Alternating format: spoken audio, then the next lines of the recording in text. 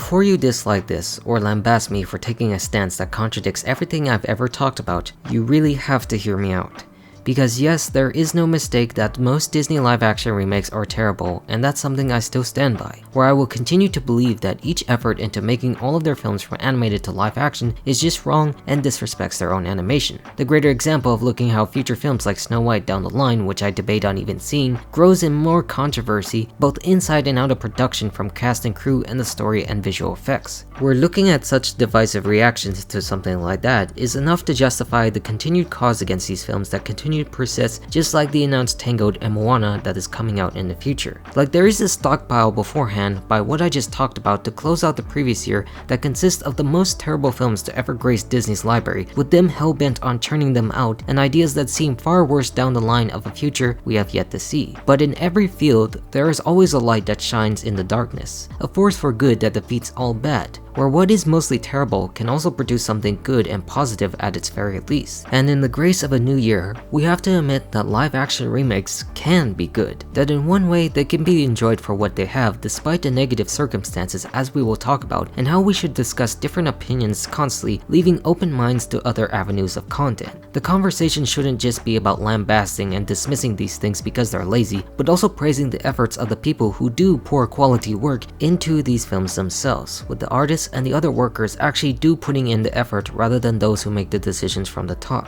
Because the truth is, not all of these films are bad. I mean, not great either, but it doesn't mean it should be dismissed regardless if there are good intentions by the cast and crew, the ones that attempt to make it its own, like an adaptation of the original tale, which all the animated films did, rather than straight up copy-paste the work. And this is clearly only going to pertain to live action, obviously, leaving no point to mention the films that have no humans of any kind in a generated environment, where all efforts to make films this way will just be strictly tossed out into the garbage of oblivion, unless they have a human actor. Just actual locations and actual people on screen doing whatever the best they could do to imitate larger than life situations. And just remember, after all of this, I will not change my mind and overall opinion that I have stated. I will stand by that no matter what, but I will make this in my ability to be open to something that I typically wouldn't go for. To be fair for what I stand for, that anyone can agree or disagree, since I already know plenty of people out there who generally like these kinds of films, and they have every right to enjoy that whatsoever. So without further ado, to validate the opinions of the people who really like these kinds of films, let us start talking about the positive aspects as to why remakes can be good. Now, to begin this statement, we will evidently go back to the simple answers that most people hear about that I have disagreed as a main factor to why you can remake films no matter how old a movie might be. The one where they say, we keep it fresh for a new audience to enjoy these adaptations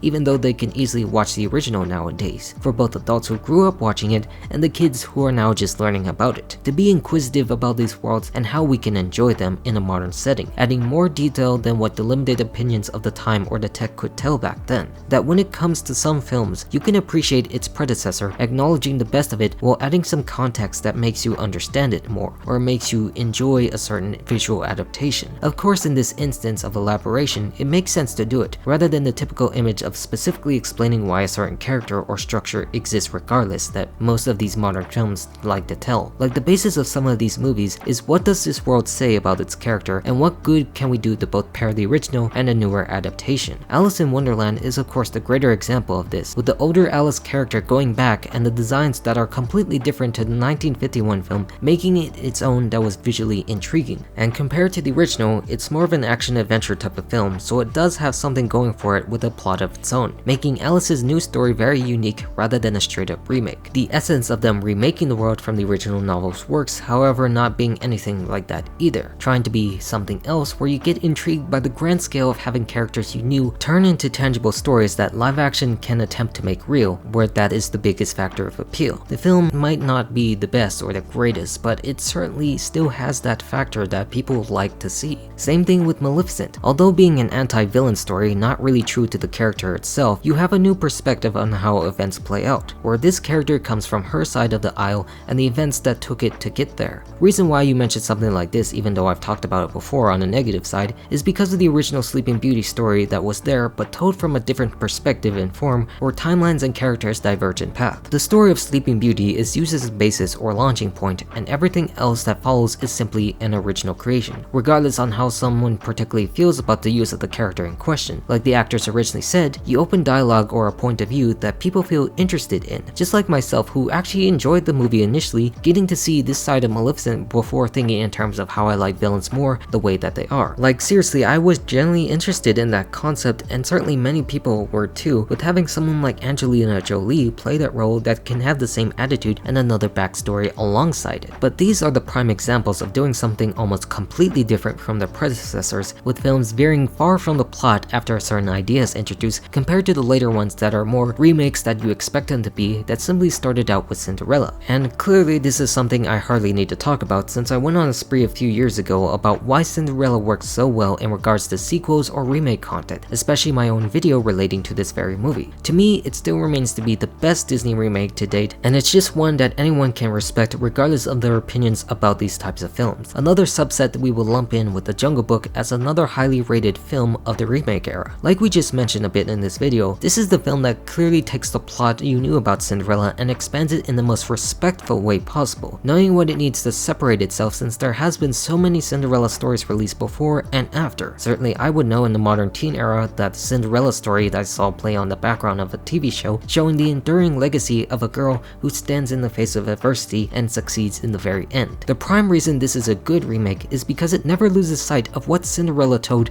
despite prevailing opinions at the time that others have, saying the original character was helpless. The stories were simply too restrictive, and she didn't show any strength for herself since she got with the prince and her character was bland, which was never the case in the original, as someone who is a fierce advocate for a character that has stood the test of time in every story that pulled people out of any situation in their life, no matter how physically or mentally strong they could be. And Lily James' portrayal proved that she can actually validate that very character, showing grace and composure, balancing both classic and modern eras to show us those choices were never really in vain in the way she knew how best to carry on. A film that barely is even longer than the original, balancing out the important ideas it truly needs in terms of Ella's own family, seeing more of her mother and her father on screen than the animated film could tell, growing up with the beliefs that she would carry throughout, and balancing that out with a newer flesh story for Prince Charming, or as we would like to call Kit in this film, and his own relation with his father. If there is any example of how you should make characters in a remake story, then this is the great template you could follow. For the most part, it's the most beautiful and real modern Disney remake that has ever been created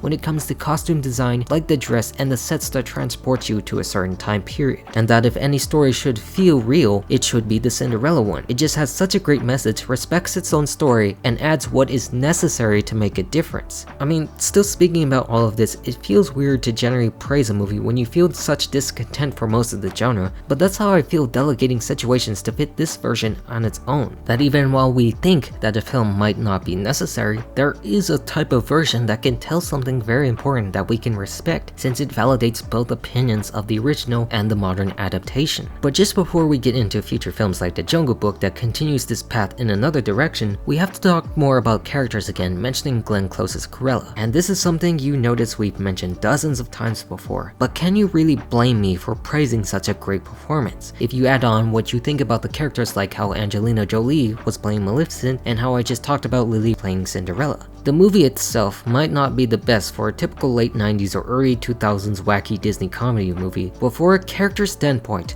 we prove how people can portray these cartoonish, larger-than-life villains in a real setting, or any character of any type, that the good of these remakes show that people can act this certain way, and live-action remakes can certainly find the right people to play who we think they can be like. Hence why there have been groups of fans over the years of films or actors who do fan casting of certain remakes that they would like to see, seeing if this very person, based upon their own abilities, can pull off what a villain or hero could truly be like. This is not any disrespect to the voice actors of them portraying who they are, since their voices and their acting in the studio is just as equally as important as here, but sometimes other actors can go in to portray what we think they could look like, truly accepting the power and existence that fiction can become reality in certain forms. The portrayal of the characters are what make or break good or bad remake movies, other than the plot the writers make of course, but it generally relies upon their natural understanding of the animated and voice-acted counterparts. The pose of the person they are playing is crucial to the identity of the film and allows an extra form of acceptance for other people who watch the movie, both young and old, even if kids are more inclined to prefer animated versions. This is where Jungle Book mediates itself as a live-action adaptation using photorealistic animals to interact. I know we just talked about using photorealism is not acceptable in this form, but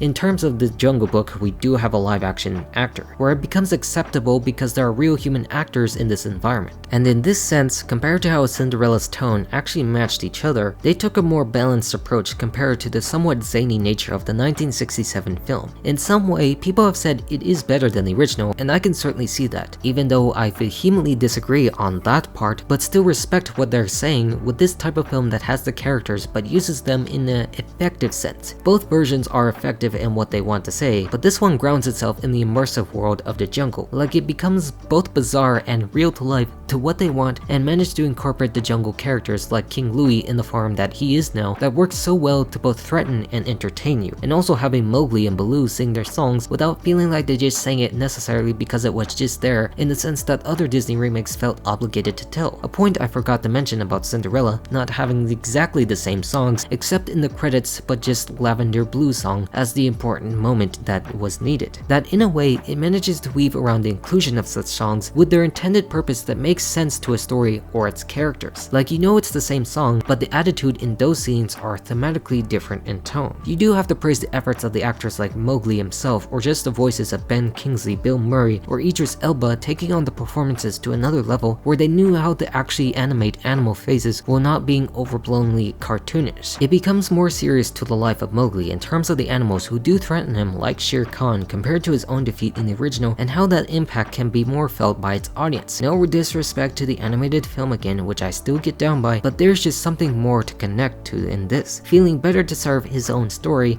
in a balance of where it knows where the times of the world is, matching with a story that would be told from the book itself, the animated version, and when this was released, blending technical achievement with real human emotion. And that's basically the essence of this movie, and probably something I will need to talk about more later on. This leads us to the current Disney Renaissance remake era that diluted remakes on the bad side because they just went willy-nilly with whatever was popular. However, during its initial stages like Beauty and the Beast, they did carry some important traits from preceding movies like Cinderella. I mean, not all, because it still has some stenches with it, like most of the music itself becoming more bland and lifeless compared to the entire ideal of having musicals in the animated form that everyone accepted as fact. But the good it did do was in the new songs and the direction of minor characters in the film, highlighting those like Evermore that the Beast sings, minus the obvious autotune. In the original, the Beast only sung in his head with Belle in Something There because Menken and Howard Ashman didn't really know where to put his song, but how Menken, later coming back to this film, worked it out with Tim Rice, believing that the Beast is the true main protagonist, growing and changing from where he once stood. Just like the opening sequence, instead of having the narration on glass panes, it has him appear before the Enchantress, where songs like Evermore fit after he let Belle go, giving him time to reflect on his own self, his nature, and his love for her that he might have let go for eternity from the sad mistakes of his own past. In this form, it represents what can be added that makes a difference with music that wasn't there before, and proof that it could be, that is different yet feels respectful in its nature, that it puts a level of understanding on an idea that certainly expresses things differently in animation, and the story structure that wants to be the same in its high points, which it doesn't do so well comparatively, but also branch into a new form, like a focus on getting more of the town involved. That the other good in films like Beauty and the Beast is the involvement of the minor characters elevated to a more important position, considering their connection with Belle in the town, as we know in the opening number in Gaston's own scary crypt that makes them all go to the castle instead of his own manly crew. It sets up this new connection between the distant prince and this small town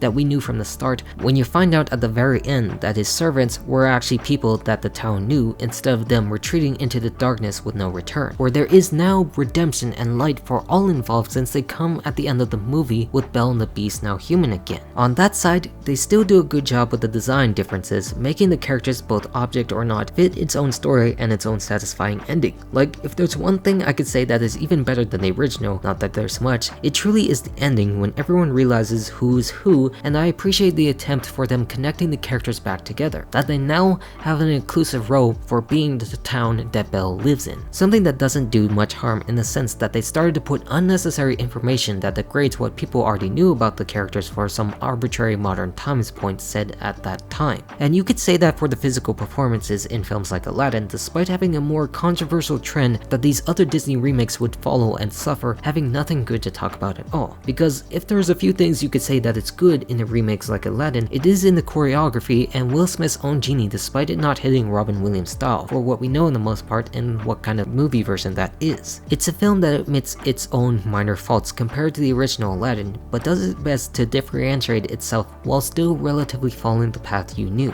I mean, there still are more details going against this film, but when you look at this kind of style and effort that went into it, there's generally good in seeing that own perspective. But that's as far as you could go with saying most, and I mean most of the cast do a good job with this version when everything else just sucks, and so do all the other remakes after this one to be honest, only going downhill after this point. I tried to make this longer than I expected with the inclusion of the more recently released films after 2020, but I just realized that I do not particularly like those films at all and can only find good up to here. But to reiterate, the point of all of this is to find beauty in the darkness, where although we may vehemently disagree with the genre of remake live action films as a whole, it shouldn't be completely dismissed if a plethora can find enjoyment out of it, and how it's only simply a matter of want of their own decisions to make these films and their own decision to see it, where if a crew can do something good, then their success should be praised and well rewarded for a good story that satisfies all, or not if people disagree. Just reminding us there that there is a place to change things for the better rather than do things for the worse, keeping ourselves grounded and pleasantly surprised if things go well for its future. Not that the future slate gives me hope based upon the surrounding information, but still the encouragement to provide how you feel and how I feel about things, whether it can be right or wrong,